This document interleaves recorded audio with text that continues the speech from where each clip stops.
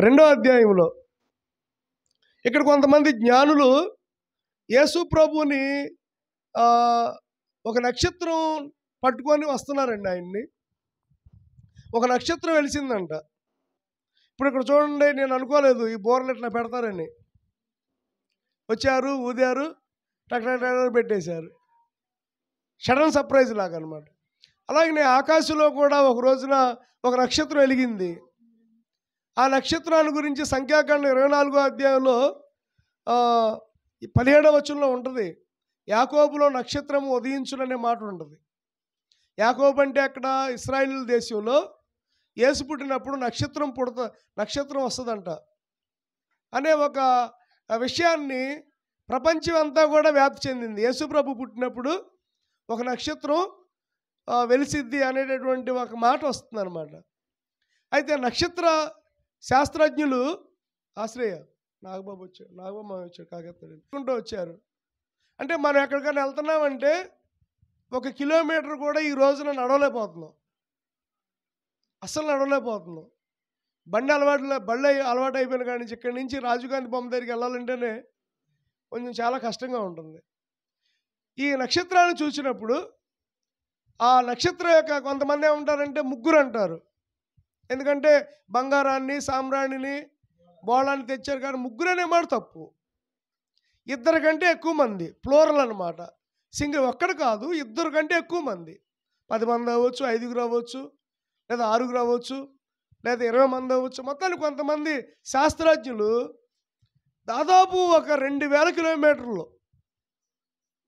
ఇక్కడి నుంచి దాదాపు మన సిరి ఎన్ని కిలోమీటర్ల దూరంలో ఉంటుంది?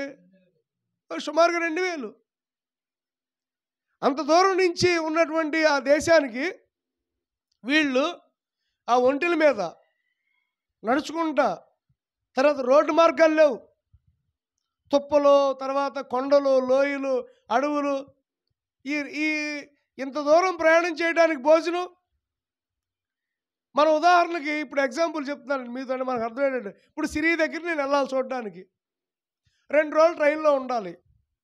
పులిహోరు, ఉప్మా, బిస్కెట్లు, చపాతీ, చాక్లెట్లు, డ్రింకులు, మజ్జిగ, పెరుగు అన్నీ కూడా ప్యాక్ చేసి మా పాస్టర్ గారు ఇస్తారు. చక్కగా ట్రైన్లో వెళ్తాం. లేదా కోయంబత్తూరు వెళ్ళేటప్పుడైనా సరే, అప్పుడప్పుడు కోయంబత్తూరు వెళ్తూ ఉంటాం కదా, ఇవన్నీ ఇస్తారు, ప్యాక్ చేసుకుని వెళ్తాం. ఒకవేళ సపోజు ఒక 2 నెలలు ప్రయాణం చేయాల్సి వచ్చింది అనుకోండి, నా పరిస్థితి ఏంటి? నేను తీసుకెళ్ళినటువంటి ఫుడ్డు అసలు సరిపోదు. చూడండి, ఈ నక్షత్ర శాస్త్రజ్ఞులు ఒక రకంగా చెప్పాలంటే వాళ్ళకి ఏం అవసరం? ఇప్పుడు వాళ్ళు వెళ్ళి యేసు ప్రభువుని ఆరాధిస్తే వాళ్ళకి ఏమొచ్చింది? వాళ్ళకి ఏమైనా ₹1,00,00,000 వచ్చిందా? లేకపోతే ఎవరైనా మీరు వెళ్ళి చూసి రండిరా బాబు, నేను మీకు ఒక్కొక్క ₹1,00,00,000 ఇస్తానని చెప్పి ఎవరన్నా నక్షత్ర శాస్త్రజ్ఞులతో, ఆ జ్ఞానులతో అన్నారా? అంతే కదా. అంటే మనం ఏం చేస్తామంటే, మనకు ఏదైనా ఒక అవసరం ఉంటేనే మనం కొంత పనులు చేస్తాం. అవును కదా. ఇప్పుడు మనం ఆరాధన కూడా అంతే. మనం ఆరాధన ఏదైనా అవసరం ఉంటే ఆరాధన చేస్తాం, ఏదైనా అవసరం ఉంటే ప్రార్థన చేస్తాం. కానీ అలా తప్పు. అవసరతను బట్టి చేసేది ఆరాధన కాదండి, ఆ ప్రభు యొక్క యోగ్యతను బట్టి చేసేది ఆరాధన. నేను ఆరాధన చేస్తే నాకేదో జరుగుద్ది, లేదా నేను బాప్తిసం తీసుకుంటే నాకేదో జరుగుద్ది, లేదా నేను మందిరానికి వస్తే నాకేదో జరుగుద్ది అనుకోవడం తప్పు. ఎందుకంటే ఆయన యోగ్యతను బట్టి, ఆయన కృపను బట్టి, ఆయన మనకిచ్చిన ఆయుష్ను బట్టి మనం ప్రయాణం చేయాలి. కాబట్టి మొట్టమొదటిగా చూస్తే వాళ్ళు అన్వేషించారు. అన్నీ కూడా ఆనే అక్షరంతో 4 విషయాలు చెప్తాయి ఈరోజు. వాళ్ళు అన్వేషించారు. అన్వేషించడం అంటే ఏంటి? వెతికారు. ఎక్కడ? దాన్నే చూశారు. నక్షత్రం ఎటు వెళ్తే అటు వెళ్ళారండి. నక్షత్రం సపోజు అలాగ అటు పక్కకి వెళ్ళింది అనుకోండి, సిరివేళ సైడ్ వెళ్ళింది అనుకోండి, అలా నడుచుకుంటా సిరివేళ సైడ్ వెళ్ళిపోయారు. అలాగా నక్షత్రం సపోజ్ ఇటు జంక్షన్ వైపు వెళ్ళింది అనుకోండి, తిప్పనగుంట వైపు, అలాగా తిప్పనగుంట వైపు వెళ్ళిపోయారు. ఆ నక్షత్రం మరలా తిప్పనగుంట నుంచి మరలా అటు జంక్షన్ వైపు తిరిగింది అనుకోండి, జంక్షన్ వైపు వెళ్ళిపోయారు. అంటే వాళ్ళు దేన్ని చూసి వెంబడించారు? దేనండి? అంటే ఇప్పుడు నిజంగా పిల్లలు గమనించండి, నక్షత్రం వారిని ఏం చేసింది? మనం నడిపించని నక్షత్రాలు పెట్టుకుంటున్నాం. అందుకని క్రిస్మస్కి నక్షత్రాలు పెట్టుకోవడం నాకు ఇష్టం ఉండదు. ఎందుకంటే దేవుడు ఏమన్నాడంటే మనమే నక్షత్రాలు. ఒక ఆయనంట ఈ ప్రాంతంలో ఎక్కడైనా క్రైస్తవులు ఉంటే బాగుండు, వాళ్ళ ఇంటికాడ నేను ఉంటానని చెప్పి పాపం క్రిస్మస్ టైంలో ఎక్కడైనా స్టార్ ఉందేమో అని చెప్పి ఎతికాడంట. ఎందుకంటే క్రిస్మస్ ఇల్లు ఇది క్రైస్తవుల ఇల్లు అని గుర్తించడం ఎట్లా? స్టార్ పెట్టుకుంటారు కదా. పాపం అలాగే ఎక్కడో స్టార్ కనబడిందంట. ప్రయాణం చేసుకుంటూ వెళ్తే అది బ్రాందీ షాపు. అందుకే అంటారు పైన స్టారు కింద బారు, కింద బారు పైన స్టార్. ఆ బ్రాందీ షాప్ మీద స్టార్ కట్టారు. ఏమండి, అర్థమవుతుందా? అలాగే ఇప్పుడు గమనించండి, అతను బయలుదేరి వెళ్తే తీరామూసి అక్కడికి వెళ్తే బ్రాందీ షాపు. అంటే ఈరోజు స్టార్లు ఎక్కడ పడితే అక్కడ పెట్టేసుకుంటున్నాం, ఎలా పడితే అలాగా పెట్టేసుకుంటున్నాం. కానీ నిజమైనటువంటి నక్షత్రం ఏంటంటే మనం పెట్టుకునే ఈ నక్షత్రాలు కాదు, మనమే నక్షత్రాలు. ఆ స్టారు ఎలాగైతే ఆ జ్ఞానులు ప్రభు దగ్గరికి తీసుకొచ్చిందో, నీవు నేను కూడా ప్రభు దగ్గరికి ఎవరినన్నా ఒకరిని తీసుకురావాలి, ఎవరినన్నా దేవుని వాక్యం వైపుకి నడిపించాలి. ఆ బాధ్యత ఎవరిది? సంఘంది. మన పాస్టర్ గారు చెప్పారు కదా, గొర్రెల్ని కాపరి కండు. ఎవరికంటారు? గొర్రెలే కంటాయి. స్తోత్రం కలుగును గాక. ఈరోజు ఉదయం ఏం జరిగిందంటే వీరవల్లిలో మేము వీరవల్లిలో తెల్లవారుజామున ఆరాధన ఉంటుంది 4 నుంచి 6 వరకు. పాస్టర్ గారు నేను లేచి 3 స్నానం వచ్చేసి 2 సార్లు స్నానం చేసాం. పొద్దున్న స్నానం, ఇంకా బట్టలు వేసుకుని వెళ్ళాలి, మరలా ఇందా రాగానే 2 సార్లు స్నానం అనమాట. ఈరోజు దేవుడి చిత్తం అయితే సాయంత్రం కూడా చేయాలి. ఎందుకంటే మరి పొద్దున్నే వెళ్ళాలిగా అక్కడికి. వచ్చాము, మళ్ళీ ఇక్కడ తయారవ్వాలిగా. ఇక్కడ అంటే పొద్దున్న తలకు పోసుకోవాలా, చలిగా ఉందని, మరి తలకు పోసుకోవాలిగా. అర్థమైందండి? అంటే చూడండి, అంటే నేను ఏమంటున్నానంటే అబ్బా టాపిక్ డైవర్ట్ అయిపోయింది. మళ్ళీ ఎక్కడున్నా బొగ్గులేయండి అమ్మా, ఓ పాస్టర్ గారు అంటూ ఉంటారు, బొగ్గులేయండి అని. తెల్లవారుజాము లేచి వెళ్ళాం. సరే, అక్కడ ఆరాధన జరుగుతుంది, బాగా జరుగుతుంది ఆరాధన. చాలా 150 మంది వచ్చారు. అసలు 200 మంది అయిపోయారు ఈరోజు. స్తోత్రం కలుగును గాక. ఫుల్ అయిపోయారు. చర్చి బయట కూర్చున్నారు, అందరూ శ్రద్ధగా వింటున్నారు వాక్యం. ఈ లోపు ఒక కమ్మూరు ఆయన చిట్టిబాబు గారు అంట, వీరవల్లి, చాలా పేరుంది. ఆయన ప్రెసిడెంట్ లీడర్ అంట. ఆయన వచ్చాడండి. ఆయన రాగానే ఈ పెద్దలందరూ కూడా ఆయన నమస్కారం పెట్టి ఆ పాప ఆయన కూర్చున్నాడు. నేను వాక్యం చెప్తున్నా. అప్పుడే వాక్యం అయిపోతుంది నేను అంటున్నాను, ఓ 10 నిమిషాల్లో వాక్యం అయిపోద్దని నేను అంటున్నాను. ఈ లోపల పెద్దల అనుమానం నుండి, సార్ ఈ చిట్టిబాబు గారిని పైకి తీసుకెళ్ళి ఈ లోపల కేక్ కట్ చేయించేద్దామండి అని నాకు సైజ్ చేస్తే, నేను ఈ లోపల ఆయన వచ్చాడు, నాని గారు వచ్చి చెప్పాడు, ఏమండి చిట్టిబాబు గారు అంట పైకి వస్తాడంట, కేక్ కట్ చేసేసి వెళ్ళిపోతారండి అని వీళ్ళు అంటున్నారు. యాక్చువల్గా సంఘం ఏం చేయాలి? అసలు కనీసం ఈ సమయంలో అయినా సరే ఒక అన్యుడు మన సన్నిధికి వచ్చాడు, వాక్యం వింటాడు, వాక్యం పట్టుకుంటుందని చెప్పి గ్రహింపు వాళ్ళకి లేదు. వాళ్ళ పని ఏంటి? వచ్చాడు, కేక్ కట్ చేయించేసేయాలి, వెళ్ళిపోవాలి. సరే, ఈ లోపల ఏం చేసి నన్ను అడిగారు. నాకు బాధ అనిపించింది, కోపం వచ్చింది. మళ్ళీ ఆయనేమో పెద్ద ఆయన అంటావు ఆ ఊర్లో. సరే, ఆయన ఇబ్బంది పెట్టలేదు అని చెప్పి మన మధ్యలో చిట్టిబాబు గారు పైకి వచ్చి కేక్ కట్ చేస్తారని, కానీ ఆయన ముందుకు వచ్చి ఒక మాట అన్నాడు, అయ్యగారు మీరు ఎవరో నాకు తెలియదు కానీ చాలా బాగా చెప్తున్నారు వాక్యం, ప్లీజ్ కంటిన్యూ యువర్ మెసేజ్. మీ వాక్యం మీరు చెప్పండి. మా పాస్టర్ గారు కూడా తప్పట్లు కొట్టారు అక్కడ. మీరు వాక్యం మీరు చెప్పండి సార్. 10 నిమిషాలు అన్నారు కదా మీరు, పావు గంట అయినా పర్లేదు, నేను ఇక్కడ కూర్చొని మీ వాక్యం అయిపోయిన తర్వాత నేను కట్ చేస్తాను అని చెప్పి మళ్ళీ వెళ్ళిపోయాడండి. వచ్చాడు, నాతో చెప్పి మరలా వెళ్ళిపోయి అలాగే కూర్చున్నాడు. కరెక్ట్గా పావు గంట సేపు మెసేజ్ చెప్పాను. ఆ తర్వాత ప్రార్థన చేశాను. ఆయన పిలవంగానే ఆయన చెప్పింది ఏంటంటే, మీ పాస్టర్ గారు ఈ రోజున వాక్యం చెప్పారు, ఆ వాక్యం చెప్పిన ప్రకారంగా మీరు నడవండి అని ఒక అన్యుడు చెప్పి, కాసేపు దేవుడు వాక్యం ఒక అన్యుడికి చెప్పడానికి దేవుడు సహాయం చేశాడు. మేము పాస్టర్ గారు మేము వచ్చి అదే ప్రార్థన చేసుకున్నాం, ప్రభువా ఈ రోజున నిజంగా మేము చెప్పాలంటే ఇక్కడ స్టార్ట్ అవ్వగానే వేరే వాళ్ళు వెళ్ళేపాటికి తడిసిపోయాం ఇద్దరం. వెళ్ళేటప్పుడు నాకు అనిపించింది, ఏంటి పరిస్థితి ప్రభువా, ఏంటి మాకు ఈ పరిస్థితి, తడుచుకుంటా ఇద్దరం వెళ్ళాము అని మేము ప్రార్థన చేస్తే వచ్చాక సంతోషం ఏంటంటే ఒక అన్యుడికి సువార్త చెప్పడానికి నన్ను పంపించాడు.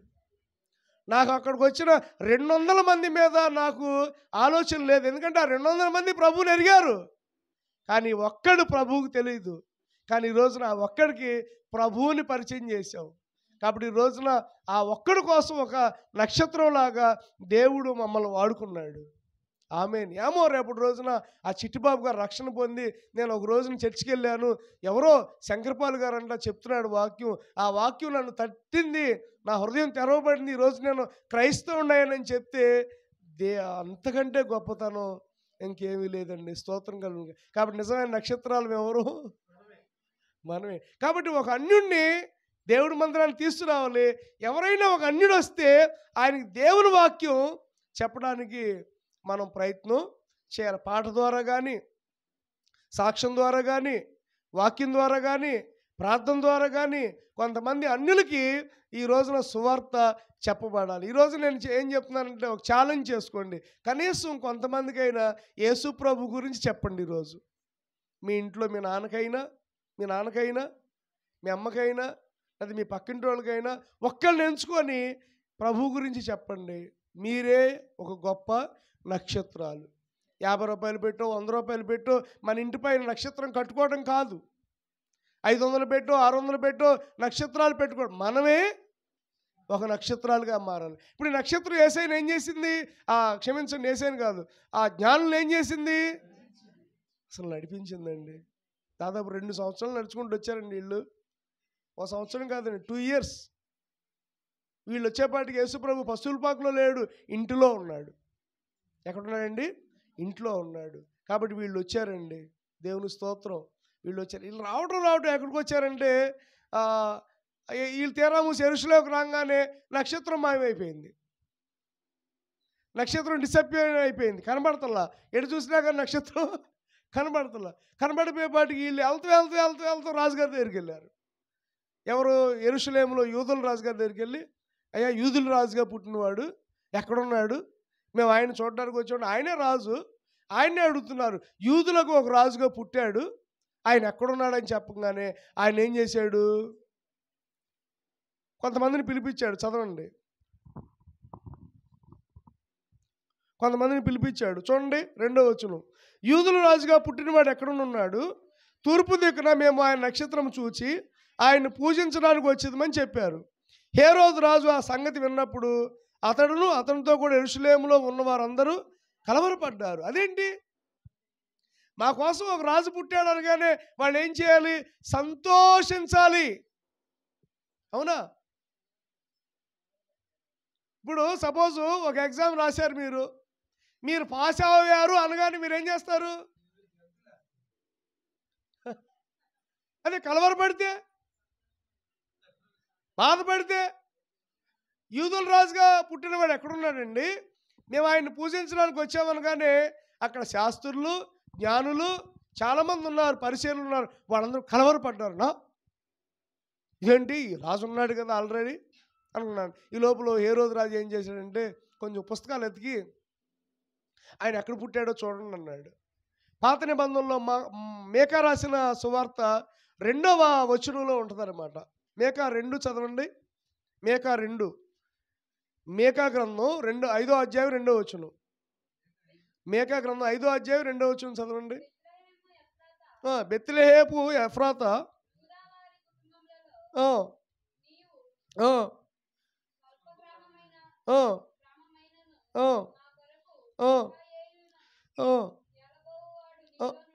చూడండి, నా కొరకు ఇశ్రాయేలును ఏలబోవాడు నీలో నుండి వస్తాడు. అంటే నీలో పుడతాడు. అంటే ఎక్కడ పుడతాడు ఆయన? బెత్లెహేములో పుడతాడు. యెషయా గారు ఏమన్నాడు? కన్యక గర్భవతి కుమారుణ్ణి కంటుంది. అంటే యెషయా గారు ఏం చెప్పాడంటే ఎవరికి యేసు ప్రభు వారు పుడతారో చెప్పాడు, అలాగే పుట్టాడు. ఆమేన్. మేకా అనే ప్రవక్త ఏం చేశాడంటే ఎక్కడ పుడతాడో చెప్పాడు. ఆయన పుట్టే ప్రాంతం ఏంటి? ఏ ఊర్లో పుట్టాడు? బెత్లెహేము. అంటే ఆయన బెత్లెహేములో పుట్టాడు కాబట్టి బెత్లెహేము ఈ రోజున ఘనపరచబడింది. మనం అనుకున్నాం పశువుల పాక గురించి జ్ఞాపకం చేశారు మొన్న ప్రార్థనలో. పశువుల పాక అసలు ఎవరో కూడా వెళ్ళి అక్కడ నుంచోరు. కానీ ఈ రోజున యేసు ప్రభు పుట్టిన దాన్ని బట్టి పశువుల పాక గొప్ప విలువైపోయింది. అందుకని ప్రతి చర్చి ముందు కొంతమంది డెకరేషన్ చేస్తారు, పశువుల పాకలో పెడతారు. ఎందుకని? ఆ పశువుల పాకలో యేసయ్య పుట్టాడు కాబట్టి. ఇప్పుడు పశువుల పాక దగ్గర ఫోటోలు దిగుతారు. అసలు బెత్లెహేములో ఈ రోజున వెళ్ళి చాలామంది యేసుప్రభు పుట్టిన స్థలాన్ని విజిట్ చేస్తూ వస్తున్నారు. స్తోత్రం కలుగును గాక. ఒక అతనంట గ్యాప్ దగ్గరికి వెళ్ళి సెల్ఫీ దిగుతున్నాడంట. ఎక్కడ? మనం పూల దగ్గర చెట్ల దగ్గరికి వెళ్ళి సెల్ఫీలు దిగుతాం. గ్యాప్ దగ్గరికి వెళ్ళి ఏ గ్యాప్ కనబడినా ఆపి దాని మీద చేయి పెట్టి అట్లా సెల్ఫీ దిగుతున్నాడంట. సెల్ఫీ దిగుతుంటే ఒక స్నేహితుడు అడిగాడంట, ఏంట్రా నీకేమన్నా పిచ్చి పట్టింది ఏంట్రా, గేదతో సెల్ఫీ దిగుతావేంట్రా అంటే, ఆ గేదను చూసినప్పుడు మా ఆవిడ గుర్తొస్తుంది. ఆ గేద అచ్చం మా ఆవిడలాగా ఉంది, అందుకని కాదు ఏమన్నాడు, కాదురా ఆ గేదను చూసినప్పుడు అచ్చం ఆ గేద ముక్కులాగానే మా ఆవిడ ముక్కు ఉంది, ఆ గేద కళ్ళులాగానే మా ఆవిడ కళ్ళు ఉన్నాయి, ఆ గేద నోరులాగానే మా ఆవిడ నోరు ఉంది, ఆ గేద ఎట్టెట్టెట్ట అన్నట్టే మా ఆవిడ కూడా అట్టగా ఉంటుంది, కాబట్టి సేమ్ డిటో మా ఆవిడారా, అందుకని ఏ గేద చూసినా కానీ నాకు ఫోటో దిగాలనిపించింది అన్నాడంట. అర్థం ప్రేమతోనే అర్థమవుతుందండి, అర్థమవుతుందా? అతను తన భార్యని దేంతో పోల్చాడు? అసలు మరీ విడ్డూరం కదా, పశువుతో పోల్చాడు. నిజమే, ఓ రకంగా చెప్పాలంటే భార్య ఎంతో కష్టపడిద్ది, స్త్రీ ఎంతో కష్టపడి తన కుటుంబం కోసం ఎంతో ప్రయాసపడిద్ది. కాబట్టి భార్య అంటే కుటుంబంలో ఒక ఉన్నతమైనటువంటి స్త్రీ స్థానం కలిగిన ఆవిడ. ఆ భార్యని ఆ వ్యక్తి పశువుతో పోల్చాడు. అది చాలా భయంకరమైనటువంటి పరిస్థితి. అలాగే ఈ రోజున చూడండి, చాలామంది సెల్ఫీలు దిగుతున్నారు, ఫోటోలు దిగుతున్నారు, చూస్తున్నాం. కానీ ఈ రోజున చాలామంది పశువుల పాకల దగ్గరికి వెళ్ళి విలువగా ఎంచుతున్నారు. కారణం ఏంటంటే యేసయ్య ఎక్కడ పుట్టాడు? ఆ పశువుల పాకలో పుట్టాడు. అంటే పశువుల పాకలో పుట్టాడు కాబట్టి ఆ పశువుల పాక గొప్పగా చాలామంది విలువైందిగా ఎంచుతున్నారు. అలాగే ఇప్పుడు గమనించండి, మేకా చెప్పాడు ఆయన బెత్లెహేములో పుడతాడు. ఇప్పుడు వీళ్ళు ఆ పుస్తకాలు ఈ పుస్తకాలు తీసి చెప్పారు వాళ్ళతో, ఆయన బెత్లెహేములో పుట్టాడండి అని. అలాగా ఎంత దూరం అండి బెత్లెహేము అంటే, ఇదిగోండి ఇలా వెళ్ళండి అని చెప్పి అడ్రస్ చెప్పారు. ఎవరు? రాజుగారు అడ్రస్ చెప్పి అన్నాడు, మీరు వెళ్ళండి, ఆయన పూజించండి, పూజించాక నాతో వచ్చి చెప్పండి, నేను కూడా వచ్చి పూజిస్తాను అన్నాడు. ఉట్టిదే ఆ యేసయ్యని చంపేయడానికి, ఆ పిల్లోడైనటువంటి బాలుడైన యేసయ్యని చంపేయడానికి అలా అన్నాడు. మొత్తానికి వీళ్ళు అక్కడి నుంచి వెళ్ళిపోయారండి. అక్కడి నుంచి వెళ్ళిపోతా అప్పుడు మరలా కనబడింది నక్షత్రం. దేవుని స్తోత్రం. మరలా కనబడంగానే మొత్తానికి ఆ నక్షత్రం ద్వారా వాళ్ళు ఆ ఇంటి దగ్గరికి వచ్చారు. చదవండి 2వ అధ్యాయము 10వ వచనం. 8 నుంచి చదవండి, అర్థమైంది. 8 నుండి మీరు వెళ్ళి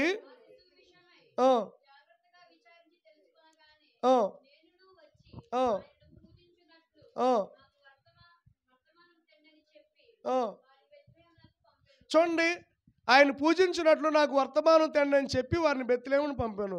వారు రాజు మాట విని బయలుదేరి పోవుచుండగా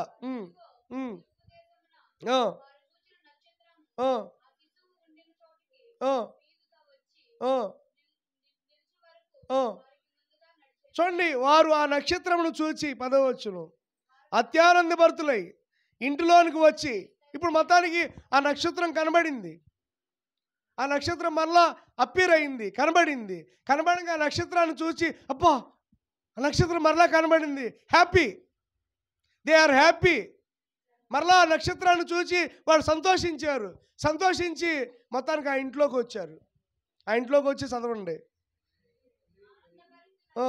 తల్లి అయిన మరియను ఆ శిశువును చూసి సాగిలపడి ఆయన పూజించి, చాలండి, ఆయన పూజించి, చూడండి అండర్లైన్ చేసుకున్న మాట, ఆయన ఏం చేశారు? ఇక్కడ మరియమ్మను పూజించారా, యేసయ్యను పూజించారా? మరియమ్మ ఉంది అక్కడ, కానీ మరియమ్మను పూజించలా. యేసేపు ఉన్నాడు అక్కడ, యేసేపును పూజించలా. ఎవరిని పూజించారు? యేసయ్యను పూజించారు. అంటే ఇప్పుడు ఇక్కడ రెండవదిగా రాసుకోండి, మొట్టమొదటిగా వారు అన్వేషించారు, రెండవదిగా వాళ్ళు ఆరాధించారు. ఏం చేశారు? They worship. వాళ్ళు ప్రభువుని ఆరాధించారు. అంటే పూజించడం అంటే ఏంటి? ఆరాధించారు. ఆమేన్, స్తోత్రం కలుగును గాక. కాబట్టి రెండవదిగా ఏం చేశారు? వాళ్ళు ఆరాధించారు. కాబట్టి క్రిస్మస్ అంటే ఏంటి? ఆరాధించడం. Christmas, mass. మాస్ అంటే ఏంటి? ఆరాధన. గ్రీకులో the word meaning the mass అంటే ఆరాధన. యేసు ప్రభుని ఆరాధించడం. అంటే క్రిస్మస్ రోజు ఏం చేయాలి? ఆరాధించాలి. ఎవరిని? యేసయ్యను మనం ఆరాధించాలి. దేవునికి స్తోత్రం. యేసయ్య మన కోసం పుట్టాడు. యేసయ్య పుట్టాడని కొన్నిసార్లు పాటలు భలే పాడతారు. అంతకుముందు ఒకసారి చెప్పాను, జ్యోతిర్మయుడా అనే పాట ఒక అమ్మాయి పాడుతుందంట. జ్యోతి మొగుడా నా ప్రాణం.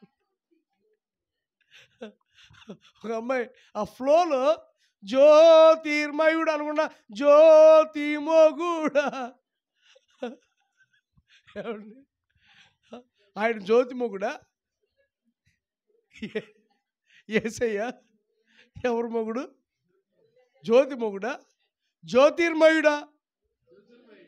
సో పాటలు పాడేటప్పుడు బోర్డు చేంజ్ అవ్వకూడదు. జ్యోతిర్మయుడు అంటే, జ్యోతిర్మయుడు అంటే అర్థం ఏంటి? ఆయన వెలుగుతున్నటువంటి వాడు, తేజో మహిమలో ఉన్నవాడు. జ్యోతి మొగుడు కాదు. అర్థమవుతుందండి? అలాగనే పశు ఎక్కడ పుట్టాడు? మనం ఏం పాట పాడాం దాకా? ఇదే శ్రీయేసుండు రేయిలో నేడు పాయాక బెత్లెహేము ఊరిలో అని వాళ్ళు ఆరాధించారు. ఎవరో జ్ఞానులు, గొల్లలు, గొర్రెల కాపరులు, వాళ్ళు దేవుణ్ణి ఆరాధించారు. అలాగే జ్ఞానులు చూడండి, బాలుడైనటువంటి వ్యక్తితో, అంటే 2 సంవత్సరాలు యేసయ్యకి అప్పుడు ఏజీ, కానీ ఆ జ్ఞానులు వచ్చి ఆయన్ని ఆరాధించారు. అంటే ఆయన ఆరాధనకు యోగ్యుడు. స్తోత్రం కలుగును గాక. సో మొట్టమొదటిగా అన్వేషించారు, రెండవదిగా ఆరాధించారు, మూడవదిగా అర్పించారు. ఏమర్పించారు? చదవండి.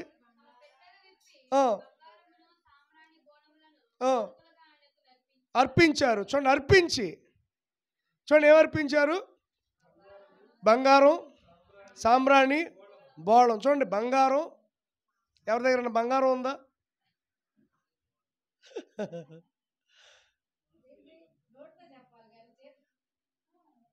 ఆ బంగారం ఒకసారి ఇవ్వండి, ఒకసారి ఇవ్వండి. చైనా వద్దండి, చైన్ వద్దులేండి. ఉంగరం ఏమో ఒకసారి ఇవ్వండి.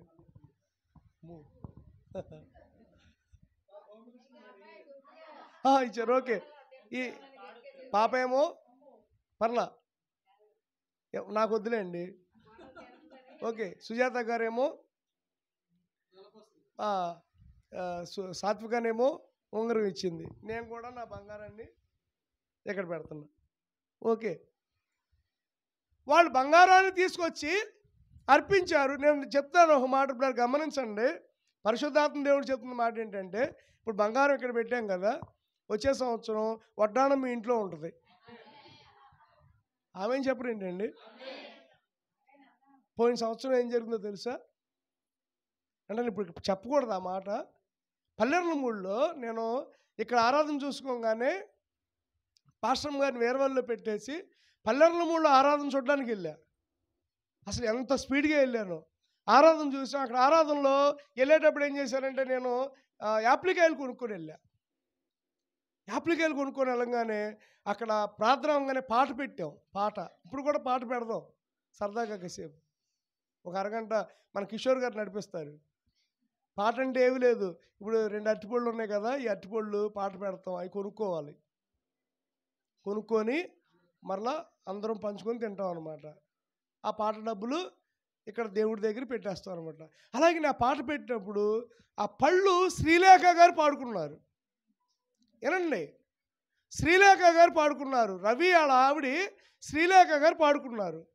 పాడుకొని ఆవిడ ఏముందో తెలుసా, అయ్యగారు ఇలా పట్టుకుంది, ఏమన్నా చెంగు పట్టి, అయ్యగారు మీ చేత్తో ఆ కాయలు నా చెంగులో వేయండి అంది. నేను ఆ కాయలు 4 కాయలు కూడా ఆవిడ చెంగులో వేసాను. ఒక కాయ ఆవిడకి ఇచ్చా. ఇలాంటి పండంటి బిడ్డ మీకు పుడతాడండి అన్న. ఆవిడ కళ్ళమ్మ నీళ్ళు పెట్టుకుని ఆమేనండి అంది. ఈ కాయ నేను ఎవ్వరికి ఇవ్వనండి అని, నేనే తింటానని చెప్పి ఆవిడ కొరుక్కొని తింది. ఎమ్మటే మేము అక్కడ ప్రార్థన చేసి వచ్చేసాం. ఈ రోజున 3 ఉన్నారు వాళ్ళ ఇంట్లో. ఆ మాట అన్నాను నేను. పరిశుద్ధాత్మతో నింపబడి ఈ కాయ ఇచ్చి మీకు 3 ఉంటారు, రేపు పిల్లలు పుడతారండి అన్న. ఈరోజు పిల్లలు పుట్టారా లేదా చెప్పండి, మీరే సాక్ష్యం. దేవుడు సేవకుడితో చెప్పించిన మాట దేవుడు నెరవేర్చాడు. కానీ వాళ్ళు మర్చిపోయారు, అది వేరే విషయం. అలాగే దేవుడు సేవకుడికి చెప్తున్నా, మీ ఇంట్లో బంగారం పండిద్ది, బంగారం ఉంటుంది. దేవుని స్తోత్రం. తప్పనిసరిగా దేవుడు ఒక గొప్ప కార్యాన్ని మన గృహాల్లో ఈ సంవత్సరం చాలా మేలుకరమైన కార్యాలు దేవుడు మీ గృహాల్లో జరిగించునుగాక. నమ్మండి. పరిశుద్ధాత్మ దేవుడు చెప్తున్నటువంటి మాట ఏంటంటే నమ్మండి. అలాగే వీళ్ళు చూడండి, బంగారాన్నే తీసుకొచ్చి ఇచ్చేసారండి. తమ పెట్టెలు విప్పి బంగారం సాంబ్రాణి బోళాన్ని, అంటే బంగారం ఎందుకని, యు ఆర్ ద కింగ్, నీవు రాజు అయ్యా. ఆ రోజున బంగారాన్ని ఎందుకు పెట్టారు? యు ఆర్ ద కింగ్ అంటే ఈ యొక్క వ్యక్తి ఎవరంటే రాజు. ఈ వ్యక్తి ఎవరు? రాజు. అంటే జ్ఞానులు గ్రహించారు యేసయ్య రాజు అని, కాబట్టి బంగారం పెట్టారు. కానీ ఈ రోజున మనం ఏర్పడలు తీసుకొచ్చాం దేవుడికి, చెప్పండి. అందుకని ఏం తేలా, ఓకే, డోంట్ వరీ, ఏం తేకపోయినా పర్వాలేదు, కానీ దేవుని హృదయాన్ని మనం ఇవ్వాలి. కిషోర్ ఏంటో తీసుకొచ్చాడు మూట కట్టి, నాకు తెలియదు, అట్టిగా గల. మేము వచ్చేటప్పుడు ఏం చేసామంటే, సరే వాళ్ళందరూ వస్తారు కదా, ఏదైనా స్వీట్ తీసుకుందాం అనుకున్నా. పొద్దున్నే 6ంటికి స్వీట్ లేదు కాబట్టి అక్కడ అరటికాయ, మీ పాత షాపులో అరటికాయ గెలలు ఉంటే ఒక గెల కొందామని వెళ్ళా. 700 చెప్పాడు. వద్దులే అండి, డజను ఒక 5 డజన్లు ఇవ్వండి, డజన్ 50 రూపాయలకి కాయలు తీసుకొచ్చాం. అంటే దేనికని ఇవన్నీ కూడా ఈ ఆరాధనలో ఒక భాగమే. స్తోత్రం కలుగును గాక, హల్లెలూయా. కాబట్టి వాళ్ళు కూడా బంగారాన్ని తీసుకొచ్చారు, విలువైంది తీసుకొచ్చి యేసయ్యకి ఇచ్చేశారు. ఏమిటి బంగారం? దేనికి ఇచ్చారు బంగారం? ఆయన రాజు అని వాళ్ళు గ్రహించారు, గుర్తించారు. సాంబ్రాణిని ఎందుకు ఇచ్చాడు? ఆయన యాజకుడు ఉపయోగించేది ఏంటి? సాంబ్రాణి. కాబట్టి ఆయన రాజు కాదా, ఆయన యాజకుడు కదా అని సాంబ్రాణి. బోళాన్ని ఎందుకు అర్పించారు? ఆయన మన కోసం చచ్చిపోతాడు. ఒక రోజున ఆయన మన కోసం చనిపోయి తిరిగి లెగుస్తాడని విశ్వసించారండి. కాబట్టి 3 వస్తువులు తీసుకొచ్చి ఇచ్చేశారు. దేవుని స్తోత్రం కలుగును గాక, హల్లెలూయా. కాబట్టి వాళ్ళు అన్వేషించారు, వారు ఆరాధించారు, వాళ్ళు అర్పించారు. తర్వాత వాళ్ళు ఆనందపడి వెళ్ళిపోయారు. వాళ్ళు ఆనందపడ్డారు, వాళ్ళు సంతోషించారు. ఆనందపడతాం అంటే అర్థం ఏంటి? వాళ్ళు సంతోషించారు, అలంకరించి ఆయన్ని సంతోషించుకుంటూ వాళ్ళు తిరిగి వెళ్ళిపోయారండి. అంటే వాళ్ళ ప్రయాస, అంటే 2 సంవత్సరాలు వాళ్ళ ప్రయాస దేవుడు చూశాడు.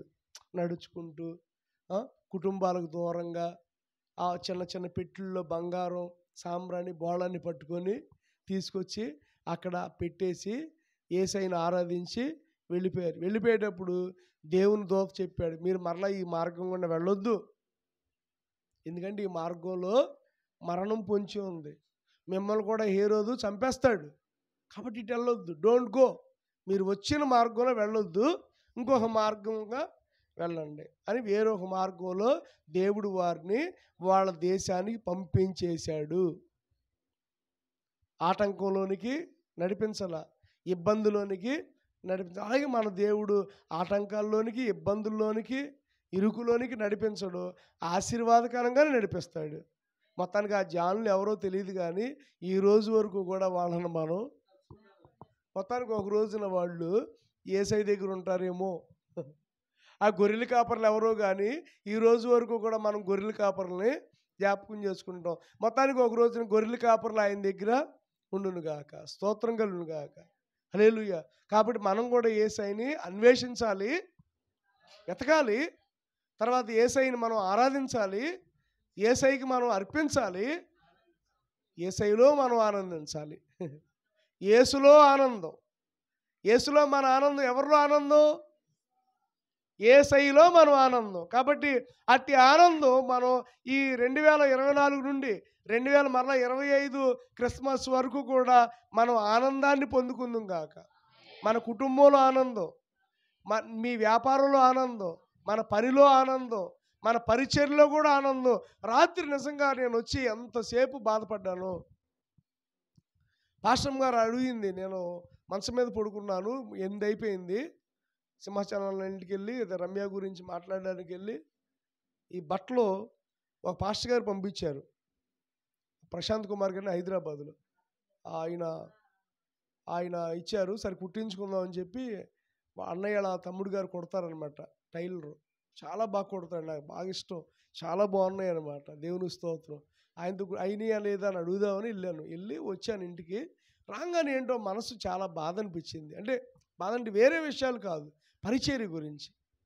ఈ సంవత్సరం క్రిస్మస్కి ఈ రీతిగా ఉన్నాం ప్రభు, ఏంటి ఇలాగే ఉండిపోతున్నాం, మేము ఇలాగే ఉండిపోతున్నాం ఏంటి అని చెప్పి చాలా బాధపడి మళ్ళీ పొద్దున్నే తెల్లవారుజామున వెళ్ళాలి, వేరే వాళ్ళు వెళ్ళాలి, మళ్ళీ ఆరాధన చూసుకోవాలి. మళ్ళీ ఇప్పుడు ఆరాధన అక్కడ 12కి 3-4 అయిపోద్ది. మళ్ళీ సాయంత్రం ఏలూరు వెళ్ళాలి, కొంచెం పని ఉంది మా వాళ్ళ ఇంటికి. అర్థమవుతుందండి ఏంటి పరిస్థితి, ఏంటయ్యా ఈ ప్రయాణం? కానీ దేవుడు నాతో చెప్పిన మాట ఏంటంటే, నీవు ఈ సంవత్సరం నుంచి ఆనందంగా ఉంటావు, నీతో ఉన్నవారు కూడా ఆనందంగా ఉంటారు. నాతో ఉన్నవారు ఎవరు? మీరే. నాతో దేవుడు చెప్పిన మాట ఏంటంటే, రాత్రి ప్రార్థనలో నీవు ఆనందంగా ఉంటావు, నీవు ఆనందించదవు, నీతో ఉన్నవారు కూడా నేను వారిని ఆనందింపచేస్తా. కాబట్టి ఈ క్రిస్మస్కి దేవుడు సెలవిస్తున్న మాట ఏంటంటే, నీవు ఎక్కువగా ఆనందించదవు, నీవు ఎక్కువగా ఆనందించేటట్లుగా దేవుడు చేస్తాడు. ఎందుకంటే ఈ సంవత్సరం నిజంగా చాలా దుఃఖపడ్డాం. నేనైతే చాలా దుఃఖపడ్డా పరిచర్య విషయంలో. కానీ దేవుడు నాతో ఏం చెప్పాడంటే, నీవు ఎక్కువగా ఈ సంవత్సరం ఆనందిస్తావు. ఒకవేళ ఈ రోజున ఈ యొక్క క్రిస్మస్కి వచ్చిన నీవు ఎక్కువగా దుఃఖపడ్డావేమో, దేవుడు చెప్తున్న మాట ఏంటంటే, నీవు ఎక్కువగా ఆనందిస్తావు. ఆమేన్.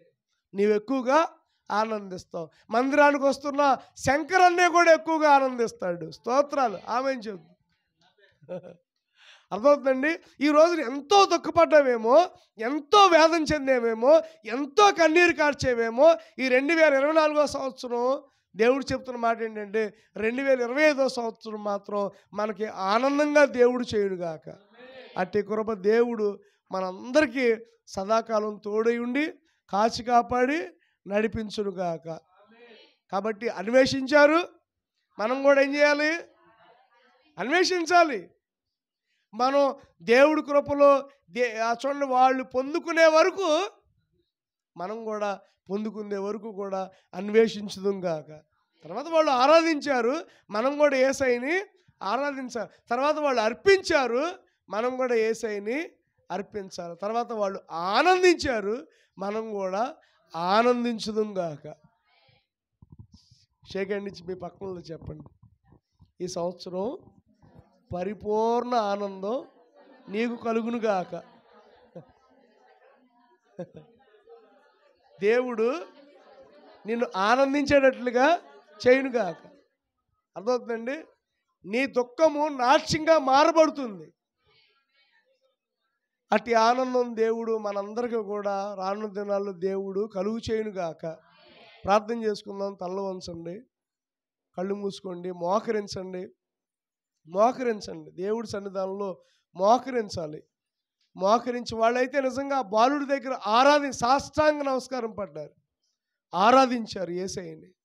అలాగే ఈ రోజున యేసయ్యని మనం ఆరాధిద్దాం, ప్రార్థన చేసుకుందాం. పాస్టర్ గారు ప్రార్థన చేస్తారు, ప్రార్థన చేసుకుందాం. ఈ క్రిస్మస్ రోజున దేవుడు చెప్పిన మాట ఏంటంటే, నువ్వు ఆనందిస్తావు.